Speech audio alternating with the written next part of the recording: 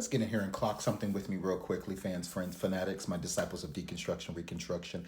I'm coming to you looking like a chino here. Shout out to my Latinos out there. But nonetheless, I digress. I wanted to comment, since everyone else is taking time out to make comments and commentary on a subject that really has nothing to do with them, and a sin that they don't even struggle with, and that's the issues surrounding around these, I guess, most recent entertainers who are coming out talking about homosexuality and who's going to hell, and because this scripture and that scripture and this belief and that, they believe and they stand firm on that belief that gay people are, I guess, abomination, and because of said abomination, they're going to hell. And I just find it interesting. People who, one, do not affiliate or associate with the gay community and do not struggle with the things within the community have so much to say about the community. That's one. But two, a lot of the stuff that they're saying is, one, obviously outdated, but two, it's concerning because it's coming from a very angry, a zealous place where it's like they're spewing all this vitriol out, and I'm not understanding what the anger is. Where is it stemming from? Why is it even stemming from?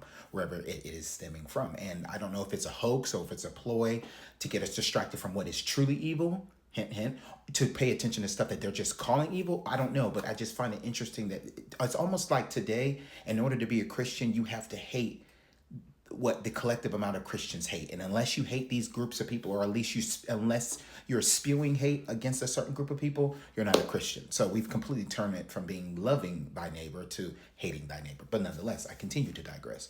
But I did want to comment on what these conversations have pushed me to ask, and the conclusion I have come to with said stance that they have had that I now rebuttal. And this is kind of the question I want to ask them who have or share those same beliefs that homosexuality is a sin, it's a problem. My question to you, if you believe that because of whatever the reasoning is behind why you do, my question to you is, what is the solution? If being gay is the sin and if being gay is the problem, what is the solution? The logical solution, one may say, is to, you need to become straight. But how do you become straight is where I have the problem. Because I've heard multiple different answers that almost contradict the other, and they almost undo or unravel the other. They almost debunk the other, if you will. And we also find those answers that they so-called say are the solutions actually become more problematic at the end of it, because they're not really solving the problem. Hence being, I've heard, you need to get saved. I've heard you need to pray the G.A.Y way. I've heard you need to marry the opposite sex. I've heard that you need to be holy. I've heard that you need to go to church. I heard that you need to just join a church and get around, like-minded believers and get in community. I've heard so many different answers to what y'all claim to be the problem. But everybody who has done those things as your answers are still gay, me being included. There's so many people from the 8 to 9 years that I've studied this subject, the 8 and 9 years that I've struggled with this sin, and I'm putting that air quotes as you continue to see, I've done all those answers and still have not solved said problem. And you guys use these salvific, so to speak, tools to try to get people saved so you can measure that they are, or measure that they're delivered by getting them saved, then getting them married, rushing them into these things that you claim to be evidence of that change, just to find out that at the end of the whole process, they never changed. How many people we know right now who are married to the opposite sex still doing stuff in the booth in the back in the corner of the dark with the same sex? I mean, the list goes on and on. Many of them are Republican.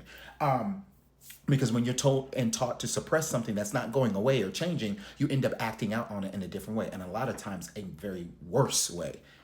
That's where we see the pedophilia and all of those other things, which y'all claim gay people are endorsing or gay people are causing. But a lot of the people who are creating or who are harming children happen to be the people who hate the gays, allegedly, and the people who claim to be straight. So it's very funny, but nonetheless. Also, if you think of it as a sin and somebody's choosing to be that through a lifestyle choice or through a choice of a sexual preference, it's funny because you can't recall when you chose your sexuality, but somehow you think that we've chosen ours. And if it's so easy to choose to be gay, then why don't you do it for a day? Prove us all wrong or right, so to speak, that you can choose to be gay by choosing to be gay. Prove us, but you can't. So you can't prove us that you can choose to be gay, but yet we're supposed to be convinced that people who are just chose to be that way. You can't prove to us how we actually stop being gay because you're not offering any actual solutions or answers to the so-called problem. And then there's no even biblical support on how one turns from being gay. The closest one I found in my study over the 8 to 9 years was in 1 Corinthians chapter 6. I thought that at one point when I was believing being gay was a sin too and trying to help other people to not be gay. I didn't go as far as some of you went to call all gay people going to hell or condemn all gay people to hell. But I did think that at one point in time that it was a sin. It wasn't good. You shouldn't be gay. But there was nothing in the Bible that supported any type of change from one being gay to straight. The closest thing, like I said, is 1 Corinthians chapter 6. When I stumbled across that and I was like, this is the proof that you can be changed. It says, yet were some of you, but you were washed. You were made holy. It didn't say you were made straight. Because how many of you know there's plenty of straight people who are not holy. So being holy has nothing to do with his sexuality, but somehow my particular sexuality makes me unholy. It's just it's very convoluted, to say the least. It's very confusing and contradictory. And that's what I'm saying. If that is the problem, how do we have all these contradictory, convoluted answers and solutions to a problem that we claim that is clearly a problem based off scriptural stances that we are taking, but there's no scriptural stance that we can take that says that we were changed or that we did change or how we changed. So again, this question still remains. If being gay is the sin, how do you become straight? And if you or when you become straight, does that automatically make you holy, saved, or whatever the case may be? We know from theology and different theological perspectives and points that doesn't make you you being straight doesn't make you holy. But yet we're so consumed with gay people being gay and calling them unholy. One of the most famous ex-gays out there, I'll leave her name out, you probably already know her, says that, heterosexuality is not a fruit of the spirit. I love that. And I used to always say that until it hit me. Then if heterosexuality is not a fruit of the spirit, then how is homosexuality a fruit of the spirit, a fruit of the flesh, rather? So if these things become confusing, they become contradictory, they become something that warrants a second or a subsequent gaze to look at again and say, yeah, maybe it's not the answers we're coming up with, it's the actual problem. We continue to see homosexuality as a sin, as a problem, but we're offering no actual solutions to change it. But yet we won't change our stance about it when everything else in the Bible from Old Testament to New, you see us change on said stances with whether it's what you eat, what you wear, the position sexually that you do with your wife, one wife, multiple wives and concubines in one text, and then one wife and one man in another. So things have progressed on every other subject, but we refuse to progress on this one. I think it's, again, not the answers we need to go back to the drawing board to figure out. It's the question at hand. Because if it's a problem, we should see it clearly a solution.